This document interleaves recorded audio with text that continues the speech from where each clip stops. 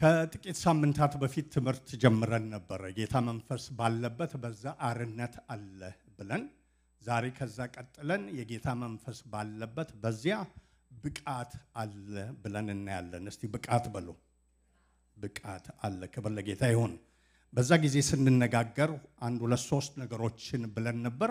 እነሱን ትንሽ ስለራቀ ሰማራይዝ አድርግና ወደ ዛሬው ወደ ብቃት ወደሚሆን ትምህርት እንገባለን ማለት ነው። ታስታውሱ እንደሆነ የጌታ መንፈስ ባለበት በዛ አርነት አለ ብለን ስንነጋገር ሶስት መሰረታዊ ነገሮችን ነበር የተነጋገርነው። ስንጀምር ምንም እንኳን የጌታ መንፈስ ባለበት አርነት ያለ የሚኖርም ቢሆን ሰው ካላወቀ ሰው ካልተቀበለ ግን በባርነት ሊኖር ይችላል ብለን ነበር የተመለከትነው። በተለይም ደግሞ ታስታውሱ እንደሆነ በዚህ ምድር ከብዙ ዓመታት በፊት ጥቁሮች በባርነት ሲተዳደሩ ኖረው አዋጅ ወጥቶ ድንጋጌ ተሰጥቶ ነፃ ናችሁ የሚል ነገር እንኳን ቢነገር አንዳንድ ቦታ ያሉት ነገሩን ስላልሰሙ ለብዙ ጊዜ በባርነት ሆነው ተመላለሱ። በሕግ ፊት ነፃ ነበሩ፣ ግን የየዕለት ኑሯቸው የባርነት ነበር ብለን አነሳን። ልክ እንደዚያውም የጌታ መንፈስ ለእኛ በጌታ በኢየሱስ ክርስቶስ ላመን ተሰጥቶን እሱ በሕይወታችን ትልቅ ስራዎችን ከጅማሬ እስከ መጨረሻው ድረስ የሚሰራ የሚያግዝ የሚያበቃ ሆኖ እያለ ብዙውን ጊዜ አማኞች በምን ይመላለሳሉ?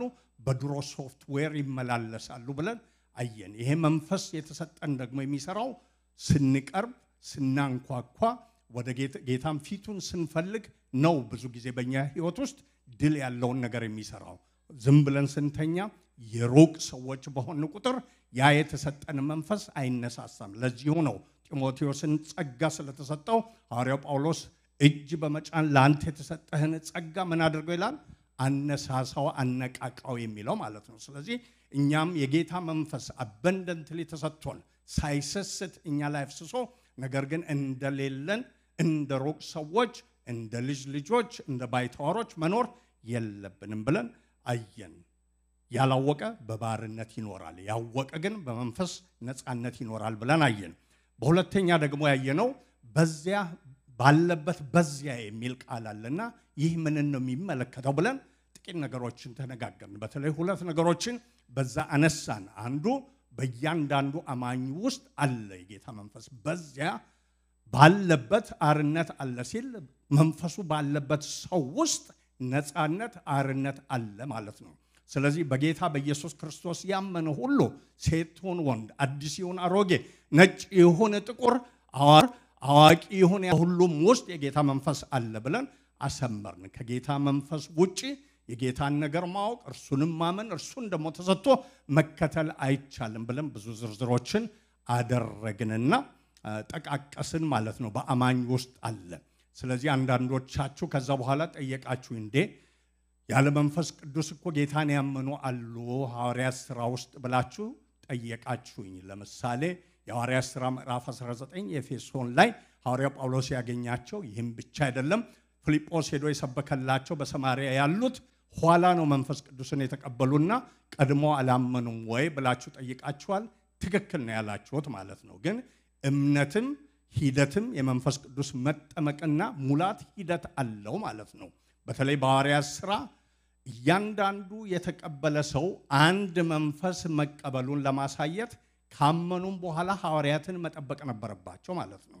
ለምሳሌ ሰማርያ ሄዶ ፊልጶስ ከሰበከ በኋላ አምነው ሲቀበሉ በዛው መንፈስ ቅዱስ ቢሞሉ ያ የተሞሉት መንፈስ አንዱ የጌታ ኢየሱስ ክርስቶስ መንፈስ ሐዋርያቱን በምዕራፍ 2 ላይ የሞላ መሆኑን ለማረጋገጥ ስለሚያስቸግር የሰማርያ መንፈስ ተብሎ ሊጠራ ስለሚችል ጴጥሮስ እስከሚመጣ ድረስ እምነቱንም ቢጀምሩ ሙላቱ አልተሰጣቸውም፣ ጥምቀቱ አልተሰጣቸውም ማለት ነው። የሚገርመው መንፈስ ቅዱስ እንደምታውቁ በብሉይ ኪዳንም ጭምር አለ። ሰዎች ላይ እየወረደ ታላላቅ ስራን ያሰራል። ዳዊትም ሲጸልይ ምን ብሏል? መንፈስህን አትውሰድብኝ ብሏል። በአዲስ ኪዳን የተለየው መንፈሱ ምንድን ነው የሆነው? አጥማቂ ነው የሆነው ማለት ነው። የአዲስ ኪዳን አካል ሆኖ ሕጉን አውጥቶ እሱ በዛ ውስጥ ተተክቶ ሰው ልብ ውስጥና ሰው ማንነት ውስጥ ገብቶ የኪዳኑን እድሳት ድንጋዩን ልብ ለውጦ የስጋ ልብ የሰጠበት ነው። ያ አይነቱ በሐዋርያት ሥራ የተካሄደው አንድነትን በጠበቀ መንገድ ነው። ስለዚህ እንዲህ ብላችሁ አስቡ።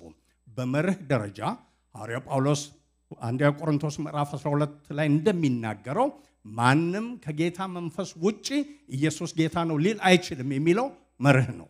በሱ ብቻ ነው። ነገር ግን እግዚአብሔር አንዳንድ ጊዜ አሰራሮቹን ሊለይ የሐዋርያት ሥራ ላይ እንዳደረገው ኤፌሶንም እንደገናም ደግሞ የሰማርያ ሰዎችን አንድነቱን የሚያሳይበትን መንገድ እየጠበቀ ሊያደርግ ይችላል። ግን ጥምቀት ሁሌ የሚገኘው ወይም ደግሞ አዲስ ልደት የሚገኘው መንፈስ ቅዱስ ብቻ መጥቶ ሲያጠምቅ ነው። ስለዚህ እዚህ የተቀመጣችሁ ሁሉ ጌታን ያመናችሁ፣ ጌታን የተቀበላችሁ፣ ጌታን የምትከተሉ እርሱ በሕይወቴ ጌታን የምትሉ በሙሉ ከጌታ ቃል ሆኜ በጌታ መንፈስም ሆኜ አረጋግጥላችኋለሁ በጌታ መንፈስ ተጠምቃችኋል። ክብርና ምስጋና ለጌታ ይሁን። መጠመቅ አንድ ጊዜ ነው፣ መሞላት ግን በየጊዜው ነው ማለት ነው። የተጠመቀ ተጠምቅ ያለው በቃኝ ብሎ አይቆይም። የሐዋርያት ሥራ ላይ እንደምታዩት ምዕራፍ 4 ላይ 8 ላይ እየቀጠሉ ተሞሉ ወረደባቸው ይላል ማለት ነው። እኛም ሁል ጊዜ መንፈስ ቅዱስ አንዴ ተጠምቀናል አንዴ ተቀብለናል ብለን የምንተኛበት ሳይሆን እንደ አማኞች ነፃነቱ ብዙ እንዲሆንልን ሁል ጊዜ መሞላትን የምንሻበት መሆን አለበት የሚለውን ጠቀስ አድርገናል ማለት ነው። የበለጠ ስንሄድ ደግሞ እንነጋገራለን። ስለዚህ ባለበት በዚያ ሲል ምን ማለት ነው? አማኝ ሕይወት ውስጥ ማለት ነው፣ ኑሮ ውስጥ ማለት ነው፣ ቤት ውስጥ ማለት ነው፣ እርሱ ሄዶ በሚገናኝባቸው ስፍራ ሁሉ ማለት ነው። በዚያ ባለበት የሚለው የመጀመሪያ አማኝን ነው ብለን ጠቅሰናል ማለት ነው። ሁለተኛው በዚያ ባለበት በዚያ የሚለው ደግሞ እንዲህ አይነት የአማኞችን ህብረት ነው። የጌታን ስም ጠርቶ ሁለት ወይም ከዛ በላይ ሆኖ ሰዎች ሲሰበሰቡ እንደገና ደግሞ እንደ ቤተ ክርስቲያን ስርዓት ባለው መንገድ ሁሌ በተከታታይነት እርሱ መሪና ንጉሥ ሆኖ ህዝቡ እየተሰበሰበ በሚኖርበት በዛ የጌታ መንፈስ አለ። የጌታ መንፈስ ደግሞ በሚኖርበት ሁሌ ደግሞ ምን አለ? አርነትና ነፃነት አለ ብለን ተነጋግረናል። ሶስተኛ ያየነው አርነት ወይ ነፃነት ስንል ምን ማለታችን ነው ብለን ነበር ያየነው። በዛም ውስጥ ደግሞ ሁለት መሰረታዊ ነገሮችን ጠቅሰናል። አንደኛው መንፈሳዊ አርነት ማለት ነው፣ ወይም ደግሞ አርነት ከመንፈሳዊ ባርነት ነፃ መውጣት እንደማለት ነው። ለምሳሌ ያነበብነው ላይ ሁለተኛ ቆሮንቶስ ምዕራፍ 3 ላይ ስለ ግርዶሽ ያወራል። በሙሴ ጊዜ በብሉይ ኪዳን እሱ እግዚአብሔር ጋር ቀርቦ ሲመጣ ፊቱ ሲያበራ ፊቱን ለማየት አልቻሉምና ከክብሩ የተነሳ እሱ ምን ያደርግ ነበር? መጋረጃ ያደርግ ነበር የሚለውን ወስዶ አሁንም አንዳንዶች ስለ ብሉይ ሲያስቡ፣ ስለ ስራ ሲያስቡ፣ እግዚአብሔርን በራሳቸው ስራ መቅረብን ሲያስቡ ሁሉ ፊት ምን አለ? ግርዶሽ አለ ብሎ ይናገራል። ያ መንፈሳዊ ባርነት ነው ማለት ነው። ግን ወደ ጌታ ስራ ወደ መስቀሉ ዞር ብለው መንፈሱን ሲቀበሉ ያ ግርዶሽ ምን ይሆናል? ከላያቸው ይነሳል። ወደ ጌታ መቅረብ፣ እሱን ማየት፣ ክብሩንም መለማመድ ይችላሉ ማለት ነው። መንፈሳዊ ባርነት ጠፍቶ መንፈሳዊ ነፃነትን መንፈስ ቅዱስ ይሰጣል። ሮሜ 8 ላይ እንደገና ገላትያ 4 ላይ ሲናገር አባት ብለን የምንጠራበትን የልጅነትን መንፈስ ሰጠን ብሎ ይናገራል ማለት ነው። ያ ተከፍቷል ማለት ነው። ከዛ የተነሳ በመንፈሳዊ ጦርነት ቢሆን በመንፈሳዊ ዕውቀት ቢሆን ድንቁርናን ሽሮ በመንፈሳዊ ትግል ቢሆን ዓለምን ከመውደድ መገላገልም ቢሆን ስጋን መግደልም ቢሆን አርነት የሚሰጠን መንፈስ ቅዱስ ነው። ዛሬ ቀጥለን እንደምናየው ማለት ነው። ሁለተኛው አርነት ደግሞ ኑሯችንን በሙሉ ይመለከታል። በእኛ ያደረው ቸርች ብቻ ስንመጣ ብቅ የሚል አይደለም። አንድ ወንድማችን አንድ ጊዜ እዚሁ መስክሯል፣ በግልም ነግሮናል። አንድ ጊዜ አንዳንድ ፈተናዎች ሲያልፉ እንዲህ ብሎ ጌታን ጠየቀ። ቸርች ሲሄድ እኔ አይ ፊል ጉድ፣ ያንተን ፕሬዘንስ ሴንስ አደርጋለሁ፣ ግን ቤቴ ስመጣ አንተ ለምንድን ነው የምትቀረው ብሎ የጠየቀው ወንድም ነበረ ማለት ነው። ምን ማለት ነው? እዚህ ስመጣ የሚሰማኝ እዛ ሲሄድ ደግሞ አይሰማኝም ብሎ። ግን የጌታ መንፈስ እዚህ ስንመጣ ብቻ የሚያገኘን ከዚህ ስንወጣ እዚህ የሚቀር አይደለም። በእኛ ውስጥ ኖሮ ከኛ ጋር ሆኖ በየቀኑ በኑሯችን ጣልቃ እየገባ እስራትን እየፈታ እኛን እያገዘ ዛሬ እንደምናየው ብቃትን እየሰጠ የሚያመላልሰን ነው። ክብር ለጌታ ይሁን። ስለዚህ የጌታ መንፈስ ባለበት አርነት አለ ስንል በእኛ ውስጥ ማለታችን ነው። በህብረታችን ማለታችን ነው። መንፈሳዊ ነፃነት ማለታችን ነው። በኑሮም ዙሪያ ማለት ነው። ይሄ መንፈስ ቅዱስ ወደሚቀጥለው አሳልፍልኝ ጆስዬ ስራው ምንድነው ብንል እጅግ ብዙ ነው ስለዚህ እንዲሁ በሶስት ከፍዬ ለማሳየት ወደ ዛሬው ትምህርት ሳንገባ ይታያችኋል እኔስ ይታያችኋል ሰላም ነው ክብር ለጌታ ይሁን እዚህ ቦታ በሶስት ከፍዬ አሳይቻለሁ አንዱ የመጀመሪያው ስለ መንፈስ ቅዱስ ስናስብ እሱ ራሱ እግዚአብሔር ነው ከዘላለም እስከ ዘላለም ያለ አምላክ ነው በአዲስ ኪዳን ግን ወደኛ ሲመጣ ልክ ከጀመረበት ጊዜ ጀምሮ እስከ እድገት ከኛ ጋር ሆኖ የክርስቶስን ሥራ በእኛ ውስጥ የሚፈጽም ነው ማለት ነው ስለዚህ በእኛ ምን ይሰራል ብትሉ በጅማሬ የሚሰራው ስራዎች አሉ በሂደት ውስጥ በአማኝ ጉዞ የሚሰራቸው ስራዎች አሉ እንደገና በአገልግሎታችን ውስጥ የሚሰራው ስራዎች አሉ ብዙ ጊዜ ስለ መንፈስ ቅዱስ ሙላት ስንነጋገር ይሄን ሁሉ ሰብስበን አንድ ላይ ነው የምንነጋገር ማለት ነው ግን ያ ሙላቱ እዚህ ጀምራን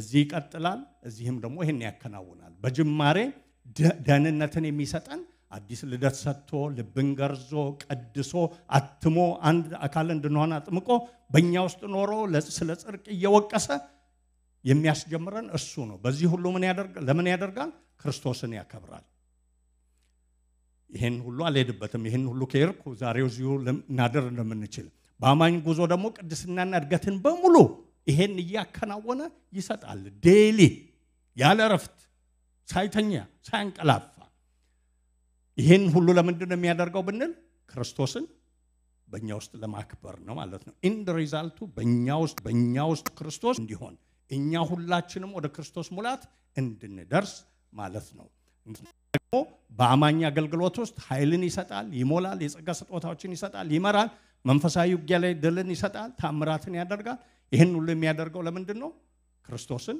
በእኛ ለማክበር ነው ሁሉም ጋር አንደርላይን እንዲሆነው ያ ነው ጌታ ኢየሱስ መጥቶ አብን አከበረ እሱ ከሄደ በኋላ መንፈስ ቅዱስ መጥቶ ማንን ያከብራል ክርስቶስን ያከብራል ታስታውሱ እንደሆነ ፊልጵስዩስ ምዕራፍ 2 ላይ እሱ ራሱን ባዶ አድርጎ ዝቅ አለ እስከ መስቀል ሞት ታዘዘ እግዚአብሔርም ደግሞ ከዛ ያለልክ ከፍ አደረገው ከስምም ሁሉ በላይ ስም ሰጠው ጉልበት ሁሉ ለሱ እንዲንበረከክ ምላስ ሁሉ ለእግዚአብሔር ክብር ኢየሱስ ጌታ ነው እንዲል ብሏል አይደል ስለዚህ ጌታ ሞቶ ከተነሳና ከሄደ በኋላ በመድር ላይ የሚሰራው የእግዚአብሔር ነገር ሁሉ ማግኒፋይ የሚያደርገው ማንን ነው ክርስቶስ ነው መንፈስ ቅዱስ ትላልቅ ድሎችን ትላልቅ ታምራቶችን ቢሰራ ፖይንት የሚያደርገው ሞቶ ለተነሳው በደሙ ደግሞ ህዝብን ወገንን አጥቦ ለእግዚአብሔር ካህናት ላደረገው ለሱ ነው ምስክርነት የሚሰጠው ጌታ ባደረገው ነገር ሁሉ እሱ ፊት ሲመጡ ክብርን ለአብ ሰጠ መንፈስ ቅዱስ ባደረገው ነገር ሁሉ ሰዎች ወደሱ ሲመጡ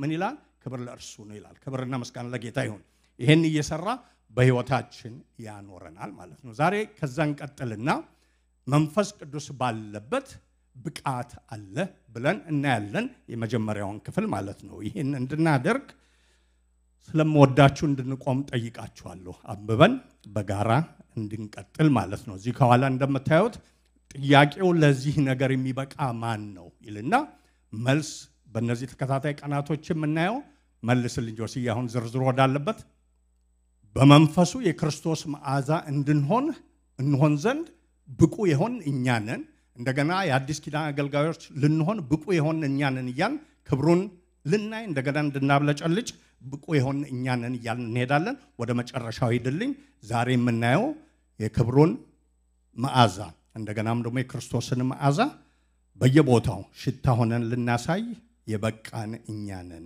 ብቁ ያደረገን የጌታ መንፈስ ነው ብለን እናያለን እሺ ሁለተኛ ቆሮንቶስ ምዕራፍ 2 ላይ እናወጣና አለፍ ብለን እናነባለን ሁለተኛ ቆሮንቶስ ምዕራፍ 2 ከቁጥር 14 ጀምሮ አነባለሁ እንደዚህ ይላል የጌታ ቃል ነገር ግን በክርስቶስ ሁሉ ጊዜ ድል በመንሳቱ ለሚያዞረን በእኛም በየስፍራ ሁሉ የእውቀቱን ሽታ ለሚገልጥ ለአምላክ ምስጋና ይሁን በሚድኑትና በሚጠፉቱ ዘንድ ለእግዚአብሔር የክርስቶስ መዓዛነንና እስቲ ክርስቶስ መዓዛነንና በሉ አሜን ለነዚህ ለሞት የሚሆን የሞት ሽታ ለነዚያም ለሕይወት የሚሆን የሕይወት ሽታ ነን ለዚህም ነገር የሚበቃ ማን ነው የእግዚአብሔርን ቃል ቀላቅለው እንደሚሸቃቅቱት እንደ ብዙዎች አይደለምና በቅንነት ግን ከእግዚአብሔር እንደተላከን በእግዚአብሔር ፊት በክርስቶስ ሆነን እንናገራለን ይልና ምዕራፍ 3 ቁጥር 4 ላይ እንዲህ ይላል በክርስቶስም በኩል ወደ እግዚአብሔር እንዲያለ እምነት አለን ብቃታችን ከእግዚአብሔር ነው እንጂ በገዛ እጃችን እንደሚሆን አንዳችን እንኳን ልናስብ ራሳችን የበቃን አይደለንም እርሱም ደግሞ በመንፈስ እንጂ በፊደል ለማይሆን ለአዲስ ኪዳን አገልጋዮች እንሆን ዘንድ አበቃ ፊደል ይገላልና መንፈስ ግን ሕይወትን ይሰጣል ስለ ብቃት የሆነ ወሬ ከልጅነት እስከ እርጅና ሁሉ የሚከተለን ነገር ነው ታስታውሱ እንደሆነ ልጆች ሆነን ብዙ ልጆች ካላችሁ ቤተሰብ ውስጥ ያንዳንዱ ልጆች ወላጆች ይመዝናሉ ለዚህና ለዛ ነገር የሚበቃ ማን ነው ይላሉ ለውቀት የሚበቃ ሊሆን ይችላል ለንግድ የሚበቃ ሊሆን ይችላል ስራን ይሄን ያንን ለመስራት ማን ነው ብቁ ብሎ ይመዝናሉ ባዩት ነገር ለመምረጥና እንዲሁም ለመምከር ያ የሚታዩት አክቲቪቲዎች ይታዩና በወላጆች አይኖች መደብ ይወጣል ማለት ነው ይሄኛው ልጅ ለዚህ ይሄኛው ልጅ ደግሞ ለዚያ ተብሎ ማለት ነው አንዳንድ ወላጆቻችን በተሰጠን እድል ስንንቀሳቀስ ብቻ አይተው ያልተሰጠንን እድል ማየት አይችሉምና መደብ አውጥተውልን ይሄ ነው ድርሻው ይሄ ነው መንገዱ ብሎ ይኖራሉ ዳዊትን እንደዛ ነበር አባቱ ያደረገው መደቡ ምንድነው ብሎ ነበር ያሰበው እረኝነት ነው ብሎ አሰበ ማለት ነው ሰው ሲጠራ ቤተሰብ ሁሉ ሲሰበሰብ ልጆችን አምጣ ሲባል አባትየው ሁሉን አሰልፎ ካሳለፈ በኋላ ሌላ ይቀራል ሲባል የለም እስከ ማለት የዳዳው ጊዜ ነበር ምክንያቱም መድቦለት የነበረው ነገር የት ነው በጎች ስፍራ ስለነበረ ማለት ነው እግዚአብሔር ግን ሰው እንደሚያይ አይምና ያ በግ ሰፈር የነበረውን መድቦት የነበረው ግን ለየት ነበር ለንግስናው ነበር ጌታ የተባረከ ይሁን ለካ የሚጸናው መደብ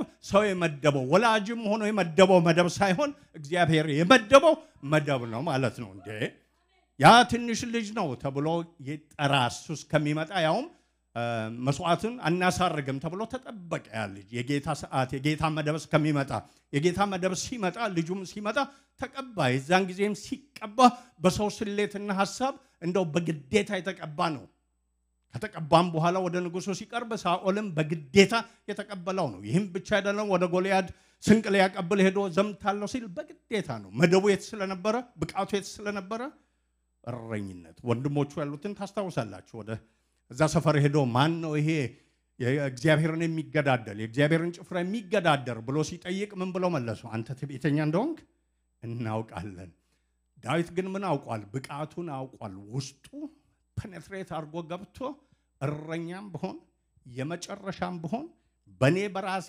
ሳይሆን ባበቃኝ አምላክ ብቃቴ እረኝነቱ ቦታ ብቻ ሳይሆን የት ሰፈር ነው እነ ጎልያድ ሰፈር ነው ያ ብቻ አይደለም እንዲሁም ቤተ መንግስት ሰፈር ነው ያ በንግስና የተቀመጠው ሰፊ የሆነው አካሉ ለሰው እንደሚታይ ሆኖ የተመደበው ሳኦል ሲያስጨንቀው ክፉ መንፈስ እያናገረ ሙዚቃውን የሚያባረርለት ብቁ የሆነ ማን ነው ዳዊት ነበር ምን ብሎ እግዚአብሔር መድቦታልና ለዚህ ሁሉ ብቁ ነው ብሎ ክብርና ምስጋና ለጌታ ይሁን ነገር ግን አንዳንድ ጊዜ ቅድም እንደጀመርኩት ሰዎች ወላጆች ቤተሰቦች እንደገና በስራ ቦታ ያለነው መደብ አውጥተውልን ያንቺ ስፍራ ይሄ ነው ያንተ ስፍራ ይሄ ነው ብለውን እንኖራለን ለብዙ ጊዜ እኛም ተቀብለን እንኖራለን ማለት ነው በቃ እኔ ነገር እቺው ናት ብለን ማለት ነው ሁሉ በር እንኳን የተዘጋ መስሎም በሩን እንኳን የተዘጋውን ቼክ አርገን ተዘግቷል ለማለት እንኳን ድፍረት እስከምናጣ ድረስ መደብ ወጥቶልን እንኖራለን ማለት ነው ማነካው ብዙ ነገር አለ ታስታውሱ እንደሆነ በእኛ እድሜ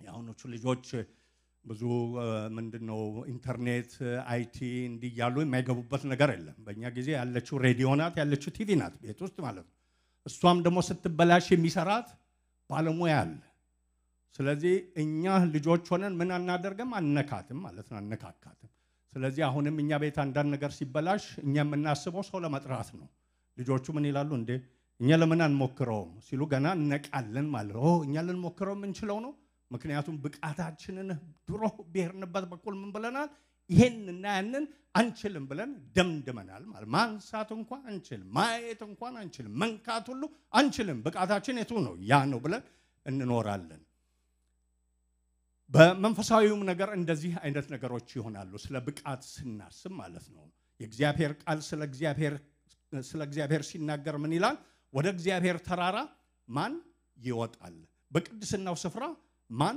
ይቆማል ይልና ዝርዝሩን ሲያበጅ ምን ይላል? እጆቹ የነጹ ልቡም ንጹህ የሆነ ነፍሱን ለከንቱ ያላነሳ። አስቡ እንግዲህ እነዚህን እየቆጠርን ስንሄድ የሞቀው ልባችን ምን እየሆነ ይሄዳል? እየቀነሰ ይሄዳል። ሌሎችንም ደግሞ ጨምረን ስንቆጥር ዋው በዚህ ልክ ለዛ ነገር ወደ ተራራው ለመውጣት ወደፊቱ ለመድረስ ብቁ ማን ነው ብለን ስንጠይቅ መልሱ ያለቀ ነው። ገና ከጥያቄው ሲጀመር እኔ አይደለሁም የሚል ነው ማለት ነው። ሰይጣን ብዙ ጊዜ እዛ ሊያኖረን ነው የሚፈልገው። የሕግም ስርዓት ሁሌ እዛ ሊያኖረን ነው የሚፈልገው። ሐዋርያ ጳውሎስ ግርዶሽ የሚለው ያንን ሐሳብ ነው ማለት ነው። ከክርስቶስ በፊት ባለው ሰው ሊደርስ አይችልም፣ ሊያይ አይችልም፣ ሊጠጋ አይችልም። ለዛ ምልክቱ ሲና ተራራ ነው። ኪዳን እንኳን ሊሰጣቸው የቀረቡ እንደገና በአብርሃም ኪዳን እንኳን ድነው የወጡ ሊቀርቡ አልቻሉም። እሱ ጋር ሳይሆን እሱ ክብሩን ያወረደበት ተራራ ላይ ተራራውን ብትነኩ ምን ትሆናላችሁ ተብለዋል? ትሞታላችሁ። 3 ቀን ራሳቸውን ቀድሰው እንኳን ሊቀርቡ አልቻሉም። እጅግ የሚያስፈራ ነው ማለት ነው። ስለዚህ ወደ እግዚአብሔር ማን ይቀርባል ለሚለው ኢሚዲየትሊ ውስጣችንም የሚመጣው እውነተኛም የሆነው ድምዳሜ ማንንም ሊቀርብ ብቁ አይደለም የሚል ነው ማለት ነው። ስለዚህ በዛኛውም በምድሩም ልኬት እንደገናም ደግሞ በመንፈሳዊው ነገር ይሄ ስለሆነ ስርዓታችን ኢቭን ዛሬ በጌታ ሆነን መንፈሱን ተቀብለን በቤቱ እያለን ልጆቼ ናችሁ ብሎን እየኖርን እያልን ስለ ጌታ ክብርና እሱን በሱ ውስጥ ሆኖ በቤቱ ሆኖ አንድን ነገር ለማድረግ ስናስብ ቶሎ የሚመጣልን ነገር ስለ ቅድስና ስለ ክብሩ ስናስብ የሚመጣልን ነገር የሱ ስራ እና የሱ ማድረግ ሳይሆን የኛ ስራና የኛ ማድረግ ነው የሚመጣልን። ስለዚህ ልባችን ምን ይላል? አንተ ደግሞ ይላል ማለት ነው። ጥቂት ብዙ ዓመታት ሆኖታል። ከ30ዎቹ ዓመት በፊት ነው። ድሮ አገር ቤት በምንኖርበት ስፍራ እኛ ቤተ ክርስቲያን በነበርንበት ትልቅ ህንጻ ለመስራት 2 ሽፍት ነበርና ቦታው ጠቦ ነበር። እርግጥም በጣም ጠቦ ነበርና 10,000 የሚይዝ ቤት እንስራ ተብሎ ስራ ተጀመረ። ስራ ከተጀመረ ገንዘብ ማሰባሰብ ተጀመረ። ብዙ ማሰባሰብ ተጀምሮ እያለ አንድ ቀን ገንዘብ ለማሰባሰብ ትልቅ ሸንጎ ተጠርቶ ትልቅ ሰዎች በዛ ጊዜ የነበሩት ትልቅ መሪዎች ንግግር እያደረጉ ገንዘብ ይሰበሰብ ነበር ማለት ነው። ከዛ አንድ ልጅ እዛ መሃል የተቀመጠ ነበርና መሃል ላይ የተቀመጠበት ልጅ ነው። በእነሱ አይነት በጣም እጅግ ልጅ ነው። ልብ ውስጥ የሚመጣው ነገር እንዲህ የሚል ነው ከጌታ መንፈስ፣ ይሄን ሁሉ የምትሉትን እኔ ሰራለሁ ቤቱን ማለት ነው፣ ግን ውጭ ያሉትን ሄዶ ሰብኮ የሚያመጣልኝ ማን ነው? እሱ ላይ ፎከስ አድርጉ። ወንጌልን ማድረስ ላይ ህንፃ ይሄ ብሪክ በብሪክ ላይ የሚደረገው መንገዱ ብዙ ነው፣ እኔም አደርግላችኋለሁ። እሱን ብቻ አታስቡ። የምታስቡት ምንድነው? እዛ የሚመጣውን ሰው ማንን እልካለሁ የሚለው ማለት ነው። ከዛ ልጁ እዛው ነው ይታገላል። ወጥቶም ለመንገር ትልቆቹ ፊት እንዴት ሆኜ እናገራለሁ ብሎ ሲታገል ቆየና ዝም ብሎ ሲበዛበት ያ ድምፅ ወጥቶ ሊሄድ ያለው ራሱን ያገኘው የት ነው? መድረኩ ጋር አገኘ ማለት ነው። መድረኩ ካገኘ በኋላ ገንዘብ የተሰለፉ ሰዎች ሁሉ ገንዘብ የሚሰጡ ናቸው። በዛ ተርታ ሄደና ያንን ከሰጠ በኋላ የምናገረው አለኝ አለ። ምንድነው ሲባል አሁን የነገርኳችሁን ተናገረ ማለት ነው። ይህን ሁሉ መዋጣቱም እንዲመሆኑም ጥሩ ነው፣ ግን ስብከቱ ያደላው ምን ላይ ነው? ህንፃ መስራት ላይ ነው። ማድላት ያለባችሁ ግን የሚድን ሰው ላይ ነው ይላልና እሱ ላይ ይነገር የሚል ተናግሮ ተመለሰ። ያችን ተናግሮ ከተመለሰበት በኋላ ጊዜ በኋላ ክሱ ገደለው እዛ ተቀምጦ ማለት ነው። ምን ብሎ? አንቺን ብሎ ደግሞ እነከለያሉ ሄደ ደግሞ ይሄን የምትናገሪው አንቺ እያለ ማለት ነው። ከዛ ሲጨነቅ ትቶ ወጣ ማለት ነው። ትቶ ወጥቶ ቤቱ ሄደ። ለመጸለይ ሞከረ፣ ጸሎትም እምቢ አለ። ስራ ቦታም ቢገባ አመዳም ሆኖ ከረመ። ከዛ አንዲት እዛ ስራ ቦታ የምታቅና የምታገለግል ልጅ መታ። እንዲሁ ሻይ ቡና ስትመጣ አመዳም ሆኗል፣ የደረቀ ነገር ነው። ምንድነው ብላ ስትጠይቀው ምን ይላል? አሁን የነገርኳችሁን ይነግራል። እንዲና እንዳይ የሆነ ሰው ማለት ወጥቼ ከተመለስኩ በኋላ ይሄ ክስ ገደለኝ ብሎ ይነግራል ማለት ነው። እንዲህ ትኩር ብላ አይታ ይሄማ የሰይጣን ድምፅ ነው በኢየሱስ ስም ብላ እጇን ጭና ስትጸልይለት ያ ሁሉ የወጠረው ወረደ። ምን ብሎ አሳይቶት ነበር? አንተ በእነሱ ፊት ምን አይደለህም፣ በቂ አይደለህም ብሎ። ጌታ ግን ምንድነው የሚለው? በእነሱ ፊት አንተ በቂ ነህ የሚል ነው። ያ ሰው እኔ ነበርኩ ማለት ነው። ክብርና ምስጋና ለጌታ ይሁን። ወጥቼ የተናገርኩትም እኔ ክብር ለጌታ ይሁን።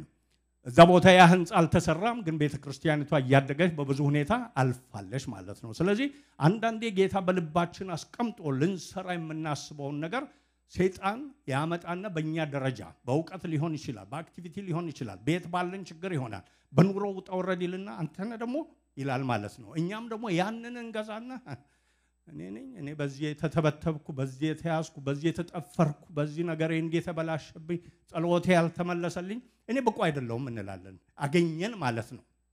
ጌታ ግን ቃሉ እንደሚለው ዛሬ እንደምናየው እሱ አይደለም መለኪያው። ብቁ ነው ብሎ የሚጠራው ብቁም የሚያደርገው የኛ የህይወት ዝርዝር ሳይሆን በመነሻነት በአካሄድና በመደምደሚያ ማን ነው? እግዚአብሔር ብቻ ነው። ብቁ ነው ብሎ ይጠራ፣ ብቁ እንሆናለን። ብቁ የሚያደርገው እርሱ ነውና ማለት ነው። ክብር ለጌታ ይሁን።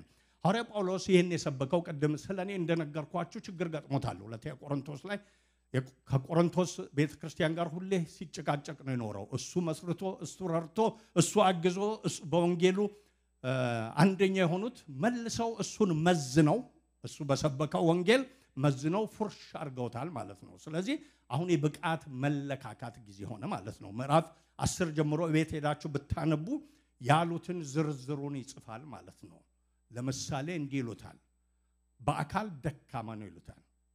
ምን ማለት ነው? ቁመናው ሲታይ ከሌሎች ሐዋርያትና መሪዎች ጋር ሲታይ እዚህ ግባ የማይባል ነው ማለት ነው። እኛን ሊመራ ቀርቶ፣ እኛን ሊመሰረት ቀርቶ ዜሮ ነው ይሉታል ማለት ነው። ሩቅ ሲሄድ እንደ ጀግና ደብዳቤ ይጽፋል። ደብዳቤዎቹ ኃይለኞች ናቸው እንጂ ሲመጣ በአካሉ አቅም የሌለው ነው ይሉታል። ይህም ብቻ አይደለም፣ ሌላም ክስ አለ። ንግግር አይችልበትም። አይገርምም? ሲጽፍ ቦምብ ነው የሚጽፈው አይደል? ግን ሲመጣ ሲናገር እሱም አድሜት ያደርጋል። ንግግር አይችልም፣ ተናግሮ ማስረዳት ይላሉ። ስለዚህ ሌሎቹ እና አጵሎስና ሌሎቹ ሲመጡ ምን ብለው ወስደዋል? እነዚህ ብቁ ናቸው። በመጀመሪያ ቁመና ያለው ሲያዩ ምን ይላሉ?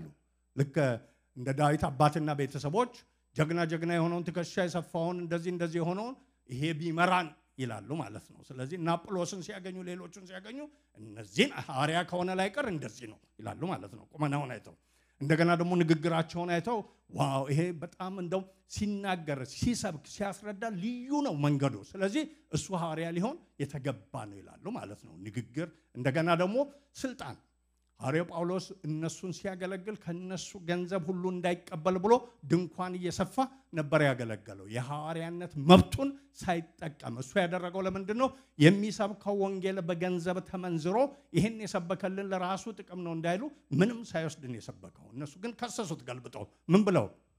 ይሄን ሐዋርያ ቢሆንማ ስልጣን ይኖረው ነበር። ስልጣን ቢኖረውማ ከኛ ያንን ይሄን አርጉ ብሎ አስተዳድሮ ይተዳደር ነበር ይሉታል። እሱ ይሄን ሁሉ ዘርዝሮ ልክ ነው ይሄን አላደረኩም፣ በዚህ ሚዛን በእናንተ ፊት በዓለምም ፊት ምንድነኝ? ብቃት የሌለኝ ነኝ አድሜት ያደርጋል ማለት ነው። ይሄ ብቻ አይደለም ይላቸዋል።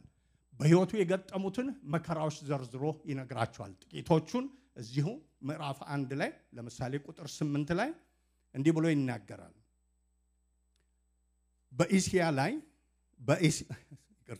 በእስያ ምዕራፍ 1 ቁጥር 8 ስለደረሰብን መከራችን ወንድሞች ሆይ ታውቁ ዘንድ እንወዳለንና ስለ ህይወታችን እንኳን ተስፋ እስክንቆርጥ ድረስ ከአቅማችን በላይ ያለ ልክ ከብዶብን ነበር። ምን እያለ ነው?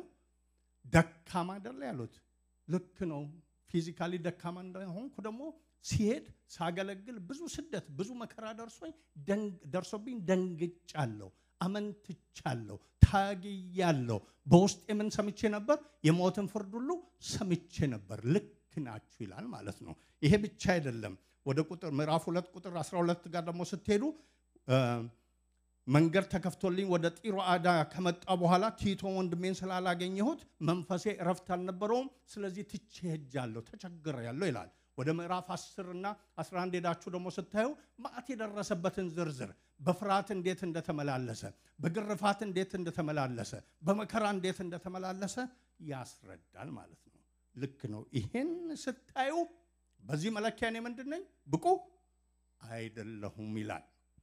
ይመልስና ምንም እንኳን በዚህ በዓለም መለኪያ እናንተ ሰውንና ደረጃን በመለኩበት ብቃትን በመለኩበት ዜሮ የሰጣችሁኝ ዜሮም የማገኝ ብሆን በዚህኛው በኩል ግን ከመንፈሱ የተነሳ እኔ ምንድነኝ ብቁ ነኝ ኢየሱስ ጌታ ነው ክብርና ምስጋና ለጌታ ይሁን ብቁ ነኝ ይላችኋል ብቁ መሆኔን ደግሞ ያስረዳሁት በእነዚህ ነገሮች አይደለም ነው የሚለው ማለት ነው ጉልበት ኖሮኝ በጉልበቴ አንደበት ኖሮኝ በአንደበት ንግግሬ ስልጣን ኖሮኝ በስልጣኔ አይደለም ያውም ቢኖረኝም ክብር ለጌታ ይሁን ወደ እናንተ ስመጣ ያንን እንኳን ላለመጠቀም ቆርጬ ነበር አንደኛ ቆሮንቶስ ምዕራፍ 2 ላይ ሄዳችሁ ያንን ላለመጠቀም ቆርጬ ነበር ወስኜ ነበር ምክንያቱም እናንተ ጋር መጥቼ ያ ነገር ኖሮኝ ተጠቅሜ በነግራችሁ ኖሮ ወንጌልን እንደምን ተወስዱ ነበር እንደ ሰው ከሰው እንደመነጨ እውነታ ተወስዱ ነበር እኔ ወደ እናንተ ስመጣ የቆረጥኩት ነገር ምን ብዬ ነው መንፈስን ብቻ ገልጣለሁ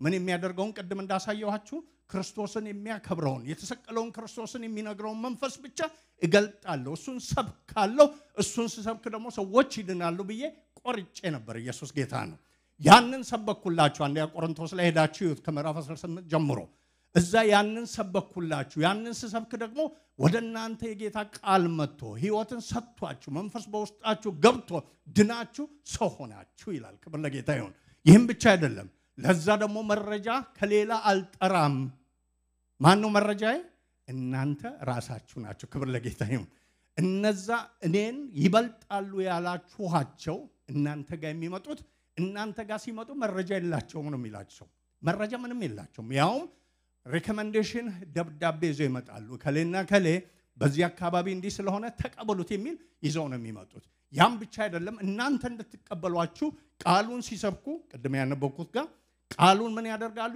ይሸቃቅጣሉ ለእናንተ እንደሚሆን ያጥፋሉ ያበጃሉ ያስተካክላሉ የነሱ ደረጃ ያ ነው እኔ ግን ወደ እናንተ ስመጣ አንድ ነገር ብቻ ነው ያደረኩት እሱ ምንድነው መንፈስን በመግለጥ ብቻ ነበር የመጣሁት ይላል ክብር ለጌታ ይሁን ይህ እውነት ስለሆነ እነሱ ሲሸቃቅጡ ስላልሸቃቀጥኩ እነሱ ሲዲያቸውን ሲያሳዩ እኔ ያሳየሁት የተሰቀለውን ኢየሱስንና መንፈስ ቅዱስን ብቻ ስለነበረ እነሱ ካላቸው ውጤት ይልቅ የኔ ውጤት እጅግ የላቀ ነው ብሎ ዝርዝር ነው ያሳያል የመጀመሪያውን ውጤት ሲያሳያቸው ምን ብሎ ነው የሚያሳየው ይሄ ደካማ ነው ያላችሁትን ሰው እግዚአብሔር ራሱ በራሱ ፈቃድ ሐዋርያ ያደረገው ምን አደረገ በዚህ ሁሉ ድካም ውስጥ የሞትን ፍርድ እየሰማ በሚሄድበት በሚሰደድበት ብዙ ፍርሃት ብዙ ጭንቀት ባለበት ውስጥ ሁሉ ገብቶ ምን ያደርገዋል ድል በመንሳት ያዞረዋል ክብርና ምስጋና ለጌታ ይሁን ታስሮ ታስታውሳላችሁ አይደል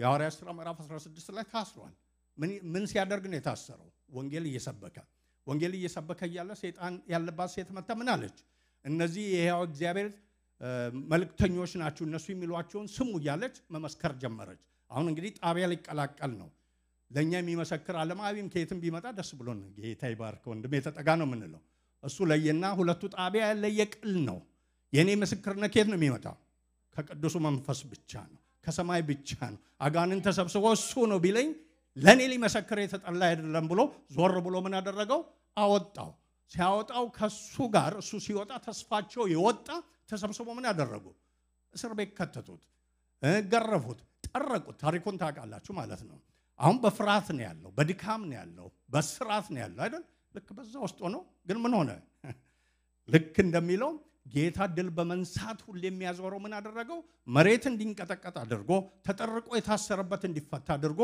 ነፃ አወጣው ክብር ለጌታ ይሁን ስለዚህ እነዛ የሚሸቃቅቱት በእነሱ ብልሃት ነፃ ይወጣሉ እኛ የማንሸቃቅተው መስቀሉንና መንፈሱን ብቻ ተደግፈን የምንሰብከው ምን እንሆናለን በታሰርን ጊዜ ባነስን ጊዜ በማንመስል ጊዜ ሁሉ እሱ ራሱ በመንፈሱ ኃይል ምን ያደርገናል ድል እያስነሳ በድል ያዞረናል ክብር ለጌታ ይሁን ስለዚህ የሚላቸው የትኛው ነው የማን ምስክርነትና የማን ብቃት ነው የሚሻለው ምረጡ ነው የሚላቸው ማለት ነው ቆሮንቶስ ሰዎች የመረጡት የትኛውን ብቃት ነው በምድር ተመዝኖ በምድር የወጣውን ሰው አይቶ በቂ ነው የሚለውን ሐዋርያው ደግሞ የሚመርጠው የትኛውን ብቃት ነው እግዚአብሔር መዝኖ እግዚአብሔር በቂ ነው የሚለው ነው መንፈሳዊ እውነታ ምድርም ላይ መንፈሳዊ ኑሮንም የሚያደረጀው እሱ ነው እውነቱ ብሎ ሁለቱም ምርጫ ይሰጣቸዋል ማለት ነው የቆሮንቶስ ሰዎች ሁሌ መንገዳቸው ሆኖ የሚመርጡት የትኛውን ነው የዓለምን አሰራር የዓለምን ሚዛን የዓለምን ብቃት ነው በቅተናል ይላሉ አንደኛ ቆሮንቶስ ላይ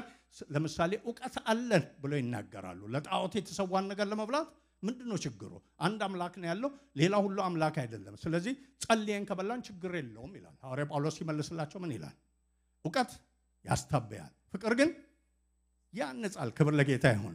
በጌታ ብቃት ያለው መነጽርም የተለየ ነው፣ አካሄዱም የተለየ ነው፣ እይታውም ከሱ ውጪ የወጣ ነው። የነሱ እይታ ግን ሁሌ ይሄ ያለኝ ብሎ ስለራሳቸው ስላደራረጋቸው ስለሚዛናቸው ነው። ጳውሎስ ደግሞ የሚለው ይሄ ብቃት ከጌታ የሚሆነው ከመንፈሱ የሚሆነው ብቃት ነገርን ሁሉ የገለበጠ ነው የሚለው ማለት ነው። እናንተ እንደምታዩት እኔ አላይም፣ እናንተ እንደምትመዝኑት እኔ አልመዝንም፣ እናንተ እንደምትሄዱት እኔ አልሄድም። እኔ የምመዝነው የሚሄደውም ጌታ መንፈስ ቅዱስ እንደመራኝ ብቻ ነው ይላል። ክብር ለጌታ ይሁን። ከዚህ የተነሳ ምን ይላችኋል? እናንተ ደካማ ናችሁ ባላችሁኝ ጊዜ፣ እናንተ መዝናችሁ አይችልም ባላችሁኝ ጊዜ እኔ ግን ምንድነኝ ነው የሚለው? የእግዚአብሔር የእውቀት ሽታ ነኝ። ኢየሱስ ጌታ ነው።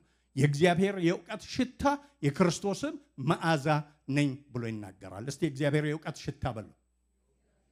የእግዚአብሔር የእውቀት ሽታ የክርስቶስ መዓዛ።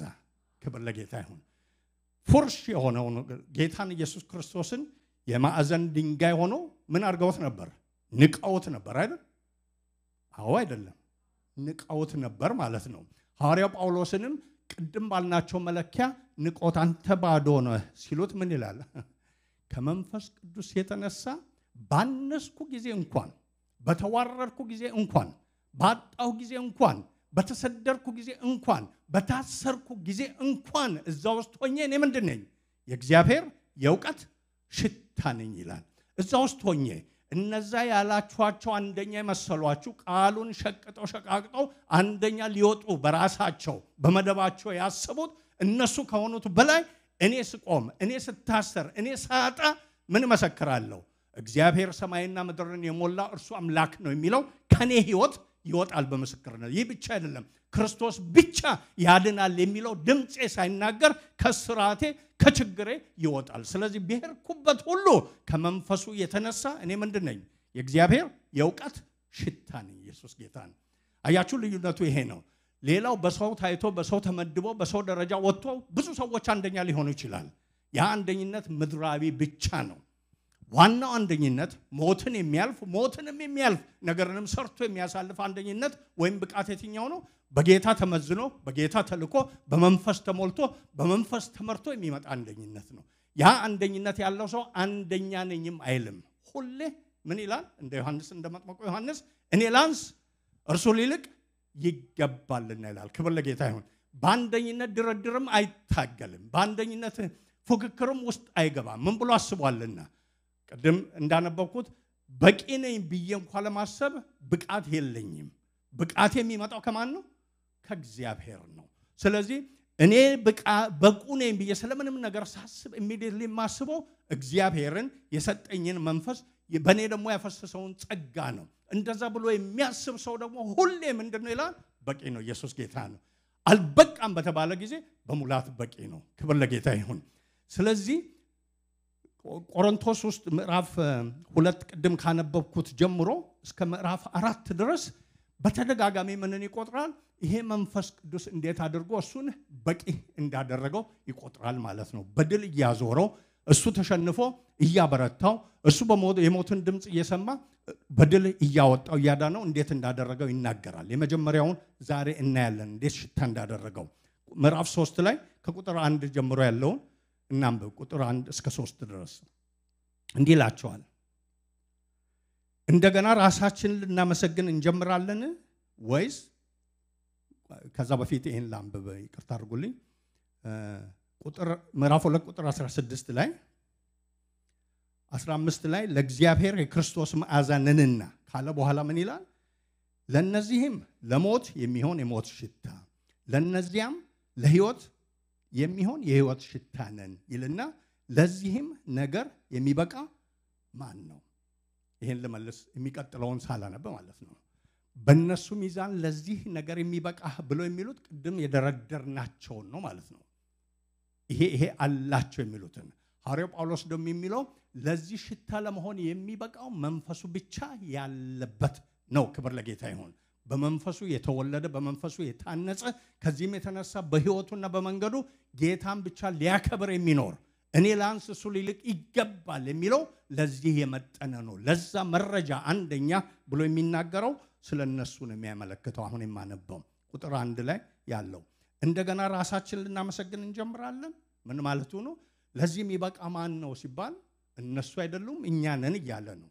ይህን ስል ራሴን ማመስገኔ ነው ብሎ ይጠይቅና ወይስ እንደሌሎች የማመስገኛ መልእክት ወደ እናንተ ወይስ ከናንተ ያስፈልገን ይሁን እያሾፈባቸው ነው ማለት ነው። ሪኮመንዴሽን ሰዎች ሁሉ የሚያውቁትና የሚያነቡት በልባችን የተጻፈ መልእክታችን ምንድነው ይላል? እናንተ ናችሁ። ክብር ለጌታ ይሁን። ምን እያለ ነው? የቆሮንቶስን ቤተክርስቲያን የመሰረተው በሰው ደረጃ ማን ነው? ሐዋርያው ጳውሎስ ነው። ሄዶ ሀ ብሎ ልክ ድሮ ታውቃላችሁ ፊደል በምን ነበር የምንማረው እኛ የጥንት ሰዎች? በሳር። እናንተ በስልክ ነው አይደል? ፊደል ካለ ያቶል ሃሁ ብለን እንደተማርነው የጌታን ነገር ቁጭ አድርጎ ጥቂቶችን ባይብል ስተዲ ያስጠና ያስተማረ እሱ ነው። ሃሁ ብሎ ቆሮንቶስም ማለት ነው አይናቸውን የከፈተላቸው ልባቸው እንዲነሳ ጌታን እንዲያውቁ መንፈስ እንዲቀበሉ ያደረገ እሱ ነው ማለት ነው። ስለዚህ እኛ የእውቀቱ ሽታነን እንደገና የክርስቶስ መዓዛነን ብሎ ሲናገር ለዛ ምስክርነት ዌር ሊሉት ነው አይደለም? ምንድነው የሚላቸው? ሉክ አት ዩርሰልፍ እናንተ መረጃችን ናችሁ። ኢየሱስ ጌታ ነው። በምንድነው ሰው የሆናችሁት? በማን ነው መንፈስ ቅዱስ የተቀበላችሁ? በማን ነው ጌታን ያመለካችሁ? በማን ነው ልሳን የተናገራችሁ? በማን ነው ትንቢት የተናገራችሁ? በማን ነው አጋንንት ያወጣችሁት? በእኔ መልእክተኝነት። ክብር ለጌታ ይሁን፣ ክብር ለጌታ ይሁን ነው የሚላቸው ማለት ነው። እኔ መጥቼ ሃሁ ብዬ አስተምሬ የጌታን ነገር ነግሬ እንደገና ደግሞ ሰብኬላችሁ ደቀ መዝሙርነትን አስተምሬያችሁ ሰው ሆናችሁ።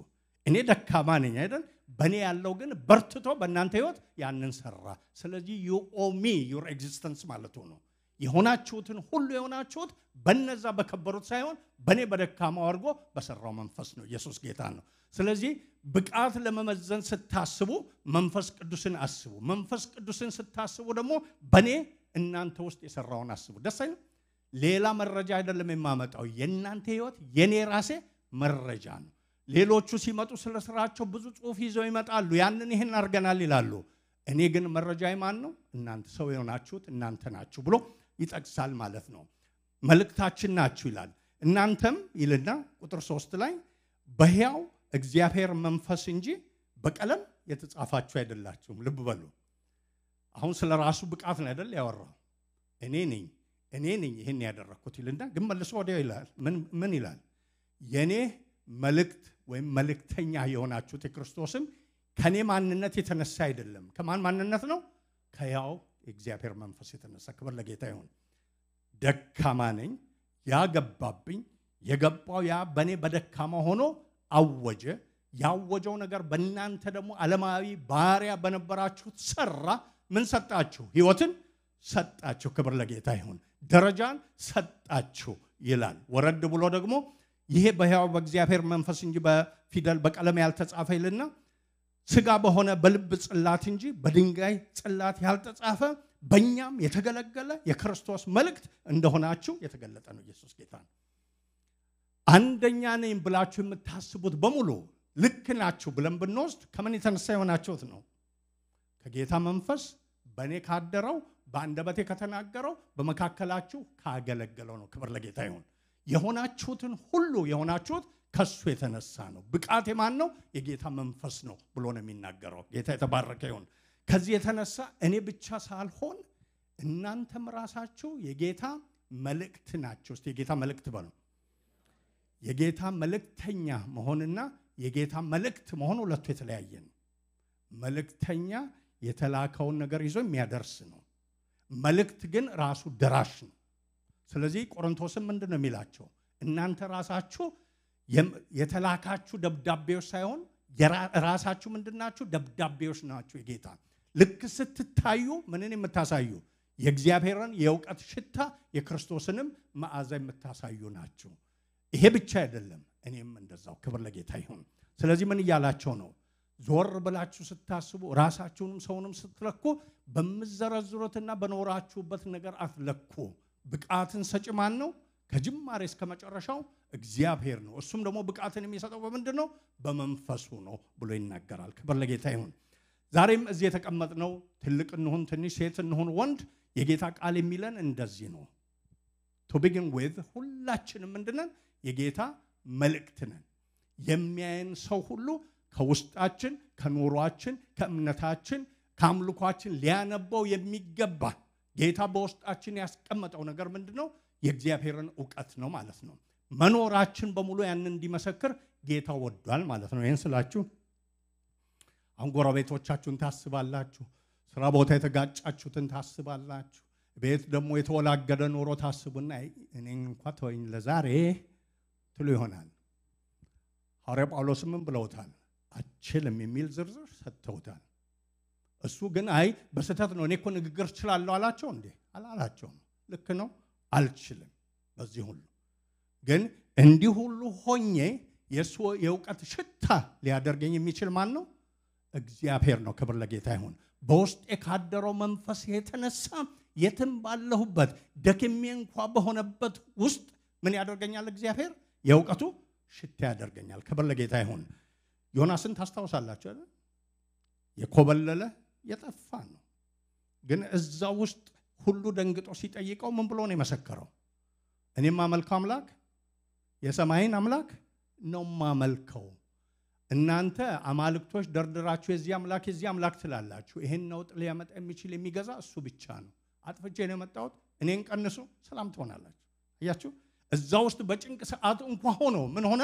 የእግዚአብሔር የዕውቀት ሽታ ሆነ። ክብር ለጌታ ይሁን። ሐዋርያ ጳውሎስ ደግሞ እስር ቤት ውስጥ ሆኖ ቅድም የነገርኳቸው የሐዋርያት ሥራ ምዕራፍ 16 ውስጥ ተይዞ እያለ ያ ነገር በሩ ሲከፈት ሰንሰለቱ ሲበጠስ እዛ የወይኑ ጠባቂ ምን አለ? ሄደዋል ብሎ ራሱን ሊገል ነበር አይደል? እኛ ታስረን እንደዛ አይነት ነገር ቢሆን በርሌ ነው የምናመልጠው። ጌታ ሆይ ዛሬ ያስመልጠኛል ብለን። እሱ ግን ምን አለ? ወንድሜ በራስ ላይ አንዳች እንዳታደርግ፣ አንድም ሰው ከዚህ ውስጥ አልጠፋም፣ ሁላችንም አለን ብሎ ምስክርነቱን ሲቀጥል ሰውየው ያሰረው ከጥቂት ሰዓታት በፊት ጠርቆ ያሰረው ደንግጦ ራሱን ሊያጠፋ የነበረው ምን ብሎ ጠየቀ? ወንድሞቼ ሆይ እድን ዘንድ ምን ላድርግ? ቅድም ታስሮ የነበረው ተገርፎ የነበረው ተጠርቆ የነበረው እየዘመረ የነበረው የጌታ የዕውቀት ሽታ ውስጥ ሆኖ በድካሙ የነበረው ምን አለ?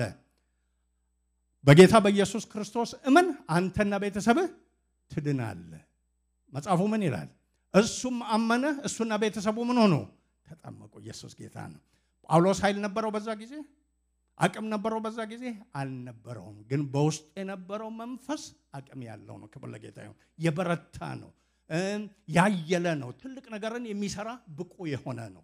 ስለዚህ ሐዋርያው ጳውሎስ የሚለካው የሚያየው የሚመድበው ደረጃን የሚሰጠው ነገር በዓለም ባየው ወይም በራሱ በለካው ሳይሆን የጌታ መንፈስ በውስጥ ያደረው ምን ሊሰራ ይችላል በሚለው ነው።